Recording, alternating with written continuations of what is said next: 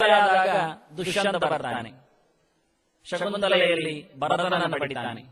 ಭರತನಿಂದಾಗಿ ಒಂದು 5 ತಲೆಯಾಗುವಾಗ ಹಸ್ತಿ ಬರ್ತಾನೆ. ಅವನಿಂದಾಗಿ ಹಸ್ತಿನಪುರ ಆಗುತ್ತದೆ.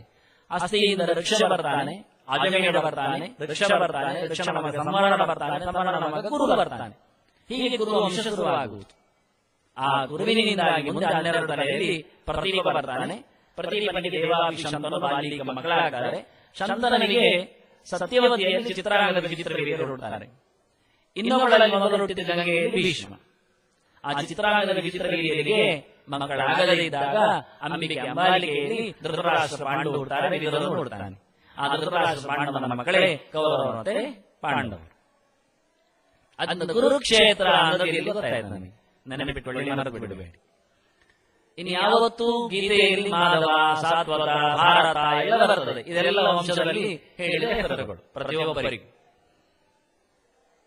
ಅಂತಹ ಕುರುಕ್ಷೇತ್ರ ಅಂದಾಗ ಧೃತರಾಷ್ಟ್ರನ ಯೋಚನೆ ನಮ್ಮ ವಂಶದಗಿರಿಯ ಅಂತ, ನಮಗೆ ಸಂಬಂಧಪಟ್ಟದ್ದು ಅಂತ. ಈಗ ಯಾರಿಗೆ ರಾಜ್ಯ ಸಂಬಂಧಪಟ್ಟದ್ದು ನಮಗೆ ಚರ್ಚೆ. ಕೆಲವೊಮ್ಮೆ ಗೀತೆ ಉತ್ತರ ನೀಡಿದೆ, ಭಾರತ ಚುರುಕವಾಗಿದೆ, ಆದರೆ ನಮ್ಮ ಪ್ರಶ್ನೆ ಹೋಗುವುದೇ ಇಲ್ಲ. ಧೃತರಾಷ್ಟ್ರ ಹುಟ್ಟಿದ, ಪಾಂಡು ಹುಟ್ಟಿದ, ವಿದುರನು ಹುಟ್ಟಿದ. ಏನಾಯ್ತು ಮುಂದೆ? ಮುಂದೆ ಅಂಬಿಕೆ ಅಂಬಾಲಿಗೆ ಹೇಳಿದ್ರು, ಗಂಡು ಇಲ್ಲ ಯಾರು ಸಹ. ಅಷ್ಟರವರೆಗೆ ಭೀಷ್ಮ ನೋಡಿಕೊಂಡ. ದೊಡ್ಡವನಾದ ತಕ್ಷಣ ಯಾರನ್ನು ಏನು ಮಾಡುವುದು, ಯಾರನ್ನು ಏನು ಮಾಡುವುದು ಅಂತ ವ್ಯಾಸರು ಕಥೆಗಾರರು ಹೇಳಿದ್ದಾರೆ. ಅವರು ಕಥೆಗಾರರು ಹೌದು, ಬರೆದಿಟ್ಟದ್ದು. ಅವರು ತಂದೆಯೂ ಹೌದು, ವಂಶದ್ದು. ಅದನ್ನು ಯಾರನ್ನು ರಾಜ ಮಾಡಿದ? ಧೃತರಾಷ್ಟ್ರ ಸ್ವತಃ ರಾಜ ಪಾಂಡು ಬಭುವ. ಇದು ಭಾರತದ ವಾಕ್ಯ, ವ್ಯಾಸರ ನುಡಿ. ಕತೆ ಬರೆದದ್ದು ಅವರೇ, ಕತೆ ಮಾಡಿದ್ದು ಅವರೇ. ಕಣ್ಣಿಲ್ಲದವನು ಧೃತರಾಷ್ಟ್ರನು ಕುರ್ಚಿಯಲ್ಲಿ ಉಂಟು ಹುಡುಕುವುದು ಹೇಗೆ? ಆದ್ದರಿಂದ ಅವನಿಗೆ ಸಿಂಹಾಸನ ಸಿಗಲಿಲ್ಲ ಅಂತ ಹೇಳ್ತಾರೆ. ಧೃತರಾಷ್ಟ್ರ ಅಚಕ್ಷುಸ್ತ್ವಾತ್ ರಾಜ ಪಾಂಡು ಬಭುವ. ಮತ್ತೆ ಯಾರಿಗೆ ಕೊಡಬೇಕು? ಪಾಂಡವಿಗೆ. ಇದು ಅಣ್ಣ ತಮ್ಮಂದಿರಲ್ಲಿ ಅಣ್ಣನಿಗೆ ಇರಬೇಕಾದ್ದು ಅಂತ ಯಾವ ಸ್ಮೃತಿಗಾರನು ಗಲಾಟೆ ಮಾಡುವುದಿಲ್ಲ. ದೇವಾಪಿ ಶಂತನು ಬಾಲಿಕ ಹಿಂದೆ ಇದ್ರು ಭೀಷ್ಮನ ಮೊದಲಿಗೆ. ಅಲ್ಲಿ ದೇವಾಭಿಮನ್ ತಪಸ್ಸಿ ಹೋಗಿಬಿಟ್ಟ. ಎರಡನೇ ತಮ್ಮನೇ ಶಂತನು ಬಂದದ್ದು ಪಟ್ಟಕ್ಕೆ. ಅದನ್ನ ಪಟ್ಟಕ್ಕೆ ಯಾರು ಬರಬಾರದು ಅಂತ ಇಲ್ಲ.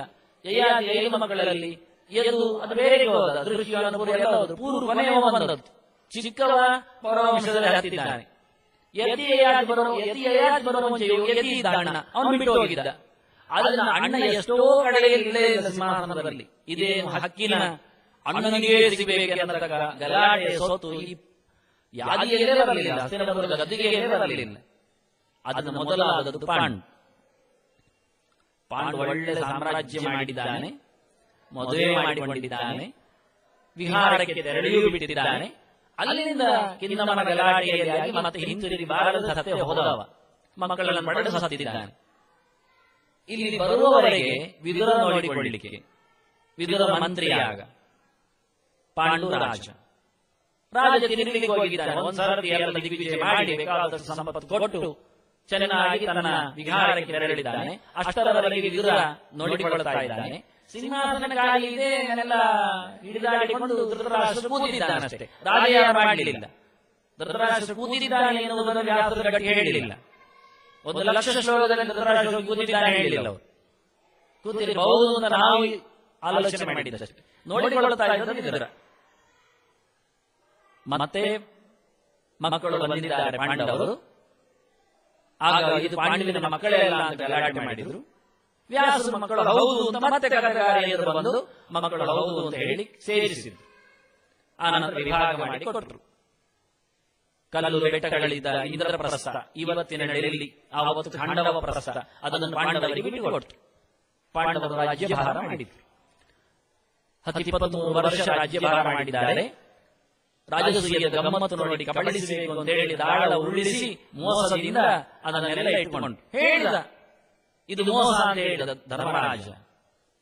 ಅದು ಯಾರು 10 ಬಾರಿ ದಾಳ ಉರುಳಿಸುವಾಗಲೇ ಹೇಳ್ತಾರೆ, ನಿಗೃತಿಂ ಸಮುಪಾಶ್ರಿತಃ ಹಿತಮಿತ್ಯೇವ ಶಕ್ನಿಃ ಯುಧಿಷ್ಠಿರಮಭಾಷಣ ಅಂತ. ಮೋಸದ ದಾಳ ಉರುಳಿಸಿದ, ಗೆದ್ದೆ ಎಂದು ಹೊರಟ ಹೇಳಿದ್ದಾರೆ. ಮತ್ತೊಮ್ಮೆ ಮೋಸವಾಗಿ ದಾಳ ಹೊರಡಿಸಿದ, ಗೆದ್ದೆ ಅಂತ ಬಗಳಿದ ಹೇಳ್ತಾರೆ ವ್ಯಾಸರು. ನಿಲ್ಲಿಸಲಿಲ್ಲ, 10 ಬಾರಿ ಮೋಸ ಮಾಡಿ ದಾಳ ಹೊರಡಿಸಿ ಕಬಳಿಸಿಕೊಂಡ ಎಲ್ಲವನ್ನು. ಕೊನೆಗೊಂದು ಷರತ್ತಿಟ್ಟ, ನೀವು ವನವಾಸ ಮಾಡಬೇಕು 12 ವರ್ಷ, 1 ವರ್ಷ ಅಜ್ಞಾತವಾಸ ಆಗಬೇಕು, 5 ಜನ ಒಟ್ಟಿಗೆ ಇರಬೇಕು ಅಜ್ಞಾತವಾಸದಲ್ಲಿ, ದ್ರೌಪದಿಯನ್ನು ಕರ್ಕೊಂಡು ಹೋಗಬೇಕು, ಯಾರಿಗೂ ಗೊತ್ತಾಗಬಾರದು, ಹತ್ತಿರದ ಊರಿರಬೇಕು, ಒಬ್ಬ ಸಿಕ್ಕಿದ್ರು ಮಗದೊಮ್ಮೆ ವನವಾಸ ಅಜ್ಞಾತವಾಸ ಅಂದ. ಆಯ್ತು ಅಂತ ಪಣ ಹೇಳಿದ್ರು, ದಾಳ ಹೊರಡಿಸಿದ. ನನ್ನೊಂದು ಪ್ರಶ್ನೆ, ಆಯ್ತು ಅಂತ ಹೇಳಿದ್ರು, ಒಂದೊಂದು 100 ಸೋದರ ಏನ್ ಮಾಡ್ತಾರೆ ಹೇಳಿದಾರ? 100 ಜನ ಒಟ್ಟಿಗೆ ಹೋಗ್ತಾರೆ, ಎಷ್ಟು ಹೆಂಡತಿಯನ್ನು ಕರ್ಕೊಂಡು ಹೋಗ್ತಾರೆ, ಯಾವ ಊರಿನಲ್ಲಿ ಅಜ್ಞಾತವಾಸ ಮಾಡ್ತಾರೆ, ಒಬ್ಬ ಸಿಕ್ಕಿದ್ರು ಮತ್ತೆ ಕಾಡಿ ಹೋಗ್ತಾರೆ ಹೇಳಿದಾರ? ಯೋಚನೆ ಯಾರಿಗಾದ್ರೂ ಬಂದ? ಈ ಮೋಸವನ್ನು ನಡೆಸಿ ಅವರು ಮಾಡಿದ್ರು, ಆದ್ರೂ ಮಾಡಲು ಒಪ್ಪಿಕೊಂಡ್ರು, ಮುಗಿಸಿ ಬಂದ್ರು, ಅಜ್ಞಾತವಾಸ ಆಯ್ತು, ರಾಜ್ಯ ಕೊಡಿ, ಷರತ್ತನಾಯ್ತು. ಕೊಡೋದಿಲ್ಲ ಅಂದ. ಒಂದು ಸೂಜಿ ಮನೆಯಷ್ಟು ಜಾಗ ಕೊಡಲಿಕ್ಕೆ ಬರೋದಿಲ್ಲ ಅಂತ ಹೇಳಿದ ನಂತರ ಯುದ್ಧ. ಅದನ್ನ ಧರ್ಮಕ್ಷೇತ್ರೇ ಕುರುಕ್ಷೇತ್ರೇ, ಇದು ನಮ್ಮ ಹಿರಿಯರ ಸೊತ್ತು, ಕುರು ವಂಶದ ಕುಡಿಗೆ ಸಿಗಬೇಕಾದ ಜಾಗ. ನಾವಿಬ್ಬರು ಸಮಪಾಲ ಮಾಡಿಕೊಂಡಿದ್ದೇವೆ. ಅಣ್ಣನಿಗೆ ರಾಜ್ಯ ಇಲ್ಲದಿದ್ರು ಅಣ್ಣನ ಪಾಲಿಗೆ ರಾಜ್ಯ ಅಂತ ಬಿಟ್ಟುಕೊಟ್ಟದ್ದು ಪಾಂಡವರ ಮಕ್ಕಳ ಹೊರದನದು. ಅಷ್ಟು ಮಾಡಿ ಕೊಡುವುದಿಲ್ಲ ಅಂದಾಗ ನಾವು ಶಂಕೆ ಹೋಗುತ್ತೇವೆ, ಯುದ್ಧಕ್ಕೆ ನಿಂತು ಸಮವೇತ ಯುತ್ಸವ ಸೇರಿದ್ದಾರೆ. ಅದರಲ್ಲಿ ಧೃತರಾಷ್ಟ್ರ ಹೇಳ್ತಾನೆ, ನನ್ನವರು ಸೇರಿದಾರಲ್ಲ ಮಾಮಕ ಅಂದ, ಮತ್ತೆ ಪಾಂಡವಾಶ್ಚೈವ ಅಂತಾನೆ. ಇದೆಲ್ಲದು ಮಾಮಕ ಪಾಂಡವಾಶ್ಚೈವ, ಪಾಂಡವರು ಮಾಮಕರಲ್ವಾ, ನಮ್ಮವರಲ್ವಾ? ನಮ್ಮವರು ಯುದ್ಧಕ್ಕೆ ಬಂದಿದ್ದಾರೆ, ಪಾಂಡವರು ಬಂದಿದ್ದಾರೆ, ಪಾಂಡವರು ನಮ್ಮವರು ಅಲ್ವಾ? ಧೃತರಾಷ್ಟ್ರನಿಗೆ ತನ್ನ ತಮ್ಮನ ಮಕ್ಕಳು ತಮ್ಮವರಲ್ವಾ? ಅಲ್ಲ. ಧೃತರಾಷ್ಟ್ರನ ಹತ್ರ ಹೇಳಿದ ಹಿಂದೆ, ನೋಡು ಧೃತರಾಷ್ಟ್ರ, ನೀನು ಅಣ್ಣ, ಪಾಂಡು ನನಗೂ ಅಣ್ಣನೇ, ಪಾಂಡವರು ಪಾಂಡುವಿನ ಮಕ್ಕಳು, ನಿನ್ನ ತಮ್ಮನ ಮಕ್ಕಳು, ತಮ್ಮ ಸತ್ತಿದ್ದಾನೆ, ಇಲ್ಲದೆ ಬೀದಿಯಲ್ಲಿದ್ದಾರೆ. ನೀನು ಅಣ್ಣ ಇದ್ದಿ, ಬೇಕಾದಷ್ಟು ಸೊತ್ತಿದೆ, ನಿನಗೆ ಅವರು ಮಕ್ಕಳಿದ್ದಾಗೆ ತಮ್ಮನ ಮಕ್ಕಳು, ಆದ್ರೆ ಏನಾದರೂ ಕೊಡಬಹುದಾದ ಕೇಳಿದರೆ, ಹೌದಪ್ಪ ಅವರು ನನ್ನ ಮಕ್ಕಳೇ ಅಲ್ಲ, 100ಕ್ಕೆ 5 ಹೆಚ್ಚಾದ್ರೆ ಕಮ್ಮಿ ಆಗ್ತದ ಅಂದ. ಅಸಂಶಯಂ ತೇ ಮಮೈವ ಪುತ್ರ ಅಂತಾನೆ, ಏನು ಸಂಶಯ ಇಲ್ಲ, ಪಾಂಡವರು ನನ್ನ ಮಕ್ಕಳೇ. ಮತ್ತೆ ಆದರೆ ದುರ್ಯೋಧನ ಮಮ ದೇಹ ಪ್ರಸೂತ, ದುರ್ಯೋಧನ ನನ್ನ ದೇಹವನ್ನು ಹಂಚಿ ಹುಟ್ಟಿದ್ದಲ್ಲ ಅನಂತ. ಏನೇನು ಹೇಳುವ? ದುರ್ಯೋಧನ ನನ್ನ ಹೆಂಡತಿಯ ಮಗ ಅಲ್ವಾ ಅನಂದ. ಎಲ್ಲ ಅವರ ಮಕ್ಕಳೇ ಹೇಳಿಕೊಂಡು ಈ ರಾಗವನ್ನು ಹೇಳಿದ ದುರ್ಯೋಧನ ಹತ್ರ. ಈ ರಾಗ ಇಲ್ಲಿ ತೋರಿಸಿದ್ದು ಮಾಮಕ ಪಾಂಡವಾಶ್ರಯ. ನನ್ನವರು, ನನ್ನನ್ನು ಹಂಚಿ ಬಂದವರು, ನನ್ನ ದೇಹದಿಂದ ಸೃಷ್ಟಿಯಾದವರು ಅವರಿದ್ದಾರೆ 100 ಜನ. ಪಾಂಡವಾಶ್ರಯ ಪಾಂಡುವಿನ ಮಕ್ಕಳಾಗಿ ನಿಂತವರು, ಪಾಂಡುವಿನ ಹೆಂಡತಿಯಿಂದಾಗಿ ಹುಟ್ಟಿ ಬಂದವರು ಅವರು ಸೇರಿದ್ದಾರೆ. ಕಿಮಕುರ್ವತ ಸಂಜಯ, ಏನು ಮಾಡಿದ್ರು ಅವರು? ಏನು ಮಾಡಿದ್ರು ಅಂದ್ರೆ ಹೋರಾಡಲಿಕ್ಕೆ ಬಂದದ್ದು ಅಂತ ಹೇಳಿದೀಯಾ? ಏನ್ ಮಾಡಿದ್ರು ಯಾಕೆ ಹೇಳಿದ್ರೆ, ಅಲ್ಲ ನಮ್ಮವರು ಎಷ್ಟು ಜನ ಇದ್ದಾರೆ, ಮಾಮಕ ಅಂದ್ರೆ ನನ್ನ ಮಕ್ಕಳು ಅಂತಲ್ಲ, ನಮ್ಮವರು ಅಂದ್ರೆ ಎಲ್ಲಾ ನಮ್ಮವರು ಸಮವೇತ. ನಮಗಾಗಿ ಭೀಷ್ಮ ಸೇರಿದ್ದಾನೆ, ದ್ರೋಣ ಸೇರಿದ್ದಾನೆ. ದ್ರೋಣ ನಮ್ಮವರೇನಲ್ಲ, ಅವರು ಬ್ರಾಹ್ಮಣ ಜಾತಿಯವ, ನಾವು ಕ್ಷತ್ರಿಯರು. ಕೃಪಾಚಾರ್ಯರು ಸೇರಿದ್ದಾರೆ, ಅವರು ಬ್ರಾಹ್ಮಣರು, ಕ್ಷತ್ರಿಯರಲ್ಲ, ನಮ್ಮ ವಂಶದವರೇನೂ ಅಲ್ಲ. ಮಾಮಕ ಅಂದ್ರೆ ನಮ್ಮವರು, ನಮ್ಮ ಮೇಲೆ ವಿಶ್ವಾಸ ಇದ್ದವರು ಅಂತ ದೊಡ್ಡದು ಮಾಡಿದ.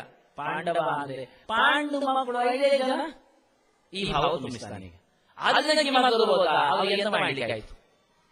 ಈಗ ಏನು ಮಾಡಿದ್ರು ಕುತೂಹಲ ಅಲ್ಲ, ಎಂತ ಆಯ್ತು? ತಾತ್ಸಾರ. ಪಾಂಡವರು 5 ಜನ, ಪಾಂಡವಿನ ಮಕ್ಕಳು, ಮತ್ತೆ ಯಾರಿಲ್ಲ ಅವನಿಗೆ. ಎಲ್ಲ ದೇಶದವರು ನಮ್ಮ ಹತ್ತಿರ ಬಂದಿದ್ದಾರೆ, ಎಲ್ಲರಿಗೂ ಗೊತ್ತು. ಯಾಕೆಂದ್ರೆ ಭೀಷ್ಮ ಇದರಲ್ಲಿ ಸೇರಬೇಕು ಅಂತ ಬಂದಿದ್ದಾರೆ. ಇವತ್ತು ಎಲ್ಲ ಹಾಗೆ ಹಿರಿಯ ತಲೆ ಕಂಡ ತಕ್ಷಣ ಎಲ್ಲ ಅಲ್ಲಿಗೆ ಯಾರು ಜಾಸ್ತಿ. ಅವರಿಗೆ 2 ಬೇಗ ಸಾಯ್ತಾರಲ್ಲ, ಇದ್ದ ಶ್ರೀಸವರು ಹೇಳಿದಾಗೆ ಕೇಳುವುದು ಅಂತ ಒಪ್ಪಿಗೆ ಹೇಳಿದಲ್ಲ.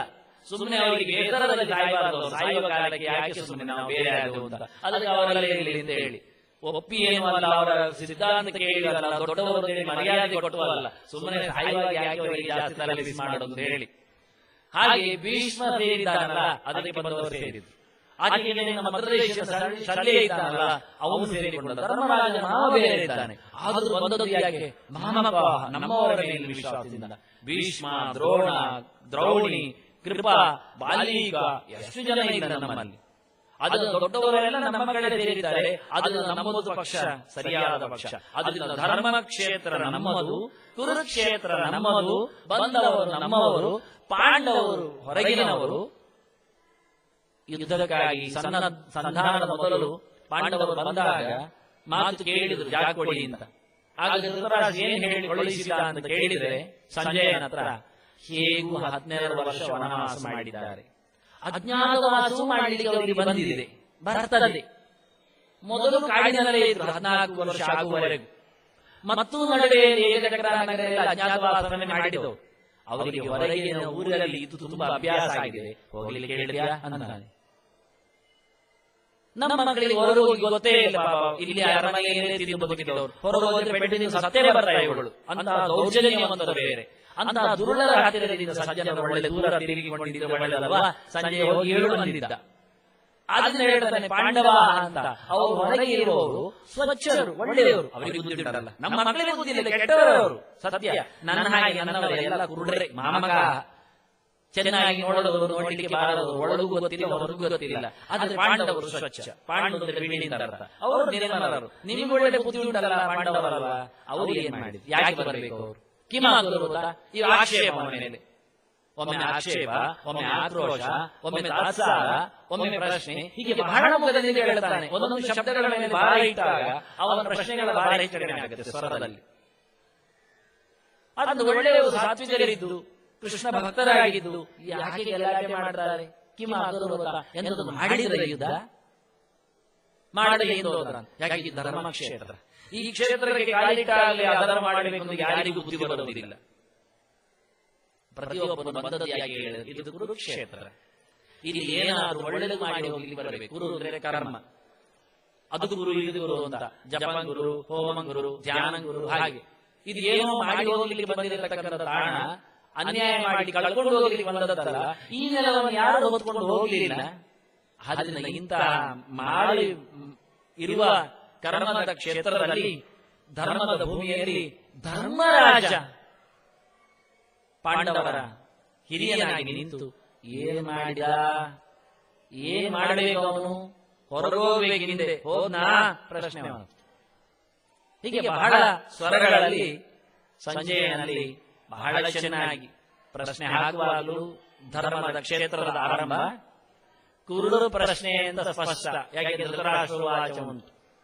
ಕುರುಡರು ಪ್ರಶ್ನೆ ಮೊದಲು ಕೇಳುತ್ತಿದ್ದ, ವಿದುರ ತಮಾಷೆ ಮಾಡುತ್ತಿದ್ದ. ದಾಳ ಉಳಿಸುವಾಗ ಅವನಿಗೆ ಕಾಣುವುದಿಲ್ಲ, ಆಟ ಗೊತ್ತಾಗುತ್ತದೆ, ಶಬ್ದ ಕೇಳುತ್ತದೆ. ಅದಕ್ಕ ವಿದುರನಲ್ಲಿ ಕೇಳುವುದು, ಕಿಂ ಜಿತಂ ಕಿಂ ಜಿತಂ ಎದ್ನ ಇವಾಗ ಹೇಳುದು. ಒಂದ್ಸರ್ತಿ ಸೋತ್ನ ಕೇಳಿಲ್ಲ ಇವ, ನಾವು ಎದ್ದೇವ ಕಣ್ಣು ಮುಚ್ಚಿ ಕೇಳಿದ್ವ, ಕಿಂ ಜಿತಂ ಕಿಂ ಜಿತಂ ಬಂದ ಬಂದ. ಅದನ್ನು ವಿದುರ ತಮಾಷೆ ಮಾಡ್ತಾನೆ. ಅವತ್ತು ಜಿತಂ ಜಿತಂ ಕಿಂ ಕಿಂ ಕೇಳ್ತಿದ್ಯಲ್ಲ, ಈಗ ಎಂತಾಗಿ ಗೊತ್ತುಂಟು ನನಗೆ? 10 ಹೋಯ್ತು, ಮತ್ತೆ 20 ಹೋಯ್ತು, ಮತ್ತೆ 15 ಹೋಯ್ತು. ಎಂತದ್ದು? ಮಕ್ಕಳು. ಪ್ರತಿನಿತ್ಯ ಅವನಿಗೆ ಸಂಜೆ ಹೇಳ್ತಾನೆ, ಇವತ್ತು ಭೀಮಸೇನ 15 ಕೊಂದ ಅಂತ. ಅಷ್ಟೇ ಅಂತಾನೆ. ಇಲ್ಲ, ನಾಳೆ 10 ಉಳಿಸಿದ್ದಾನೆ, ನಾನು ಕೊಡ್ತಾನೆ. ಒಂದು ದಿವಸ 25 ಕೊಂದಿದ್ದಾನೆ ಭೀಮಸೇನ ಒಮ್ಮೆಲೆ. ಆದ್ರೂ ಕಿಮ್ಮಗುರುವಾದ ಕೇಳ್ತಾನಲ್ಲ ಇವ, ನಾಚಿಕೆ ಬಿಟ್ಟು ಏನಾಯ್ತಪ್ಪ ಅಂತ. ಎಂತ ನಾಚಿಕೆ ಕೇಳು ನೋಡಿ, ಎಷ್ಟು ಕುರುಡು ಪ್ರಶ್ನೆ ನೋಡಿ. ಇದು ಯುದ್ಧಕ್ಕೆ ಸೇರಿದಾರಾದಂತ ಕ್ಷತ್ರಿಯರು ಧರ್ಮಕ್ಕಾಗಿ ಹೋರಾಡೋದಾದ್ರೆ ಗೆಲ್ತಾರೆ, ಅಧರ್ಮವನ್ನು ಕೊಲ್ತಾರೆ. ಅಷ್ಟೇ. ನಿನ್ನ ಮಕ್ಕಳನ್ನು ನೀನು ಅಧಾರ್ಮಿಕರನ್ನಾಗಿ ಮಾಡಿದ್ದೀಯಾ, ಅದರ ಪಾಲ ಒಳ್ಳೆಯಬೇಕು ಅಂತ ಹೇಳಿ ಬಹಳ ಸುಂದರವಾಗಿ ಆತನ ಮೊದಲ ಪ್ರಶ್ನೆ ಗೀತೆಯ ಆರಂಭದ ಶ್ಲೋಕವಾಗಿ ಬಂದಿದೆ. ಮತ್ತೆ ನಾಳೆ 2ನೇ ಶ್ಲೋಕ. ಹರೇ ಕೃಷ್ಣ. ಪ್ರಣಮಸ್ತು.